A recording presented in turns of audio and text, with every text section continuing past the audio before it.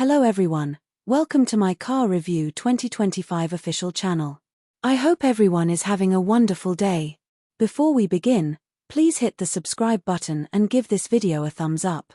Here in the UK, the Toyota Land Cruiser has always felt a little like an if you know sort of car. With the existence of the new Land Rover Defender, the choice of off-roader for those who want to look like they occasionally tackle trials yet spend most of their time driving around Bicester, the Land Cruiser's UK following is comparatively pretty niche. Why is that the case? Well, despite being priced at a premium, the Toyota has always been quite agricultural to drive. That's great for something you'll actually look to conquer peaks and forests with, but given most UK buyers want the looks and capabilities of an off-roader without actually touching grass, it's easy to see why the Japanese 4x4 isn't often considered.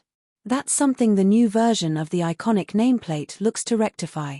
Yes, it's still a bona fide off-roader, but now with the promise of being a better car to live with on the tarmac. Does that bear true? In some ways, yes.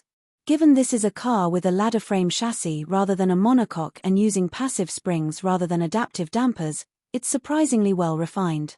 At a constant speed, road and wind noise isn't all that overbearing, and while it is pretty wallowy, particularly on standard fit all-terrain tires, it's not horribly so.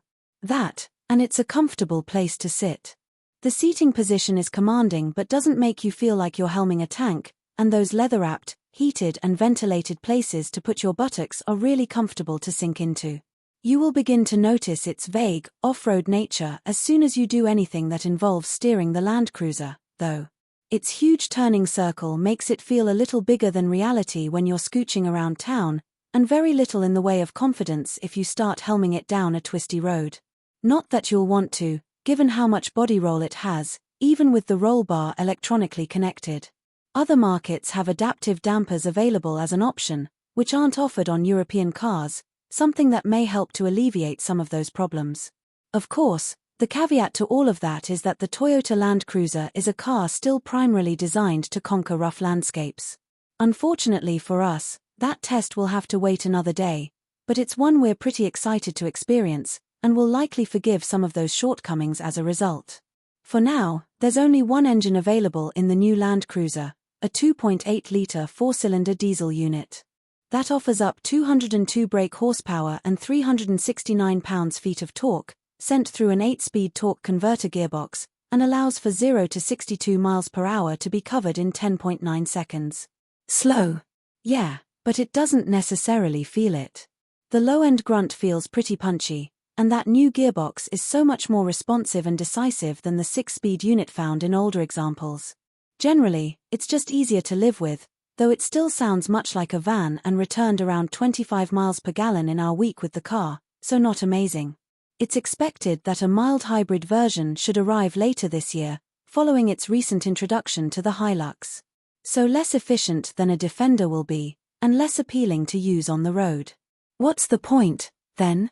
Well, the Land Cruiser is simply just very, very cool, isn't it? Just look at that 40 Series inspired bodywork, those round headlights and the big Toyota lettering on our car. You can have those square if you'd like, but we prefer this retrofest, to be honest. It's also a very pleasant and spacious place to be. Sure, the choice of an all-black interior isn't too inspiring, but everything feels remarkably well screwed together. Big, chunky buttons are easy to use on the move and there's loads of places to store things. Cooler box under the armrest. Perfect.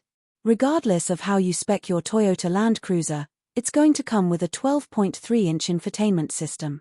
Toyota's software is pretty primitive, but it works flawlessly, and you can always plug your phone in for Android Auto and Apple CarPlay support instead. Our first edition car also came with a gigantic panoramic sunroof, a brilliant 14-speaker audio system. Unsurprisingly, there's also shed loads of space in the back, so your rear passengers will be pretty pleased, especially once they discover the heated and cooled back seats. Without taking the Toyota Land Cruiser off-road, it's impossible to give a definitive verdict. As a road car, though, you could find something more refined, sure, but then why would you buy a 4x4 in the first place?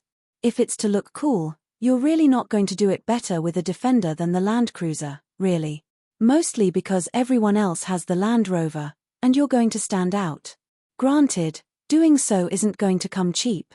Pricing starts at $77,845, and in the case of our first edition test car, that'll be $79,995.